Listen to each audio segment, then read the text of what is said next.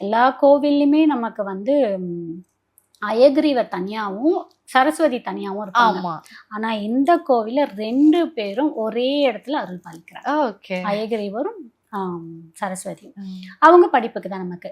அந்த குழந்தைங்க மந்தமா இருக்காங்க படிப்புல, இல்ல புதன் தசை போகுது, குழந்தைங்க புதன் வந்து 6ல உட்காந்துருக்க, படிப்பு முடியல, இல்ல இந்த ஆம்பளை பிள்ளைங்க எல்லாம் வாழ்த்தனம் பண்ணுதுன்னு சொல்றாங்க, அவங்க எல்லாருமே ஒரு முறையாவது அங்க கூட்டிட்டு போயிட்டு வாங்க. அதே மாதிரி குழந்தைங்கள இப்ப எப்படி நம்ம சாப்பாடு விட்டுறதுக்கு 6 மாசத்துல சாப்பாடு விட்டுறதுக்கு மலையாளிஸ் எல்லாம் ஒரு கோவில்ல கூட்டு போய் சாப்பாடு கொடுப்பாங்க. நீங்க அதே மாதிரி குழந்தைங்கள ஸ்கூல்ல விடுறதுக்கு முன்னாடி முதல்ல ஸ்கூலுக்கு அனுப்ப போறதுக்கு முன்னாடி கொஞ்சம் சிரமம் பார்க்காம இந்த கோவிலுக்கு போய் தன்வந்திரி பகவானையும் அயகிரிவரையும் சரஸ்வதியும் வழிபட்டுட்டு அதுக்கப்புறம் கொண்டு போய் ஸ்கூல்ல விடுங்க. இங்கேயும் அதை பண்ணலாம்.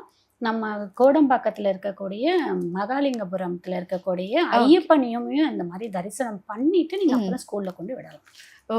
விடும்போது குழந்தைங்க தடையே இல்லாம படிப்பாங்க. நீங்க அந்த குழந்தைங்க பின்னாடி படிக்கிறதுக்கு போய் துரத்தவே வேண்டாம், அவங்களே ஆட்டோமேட்டிக்கா படிச்சிடும்.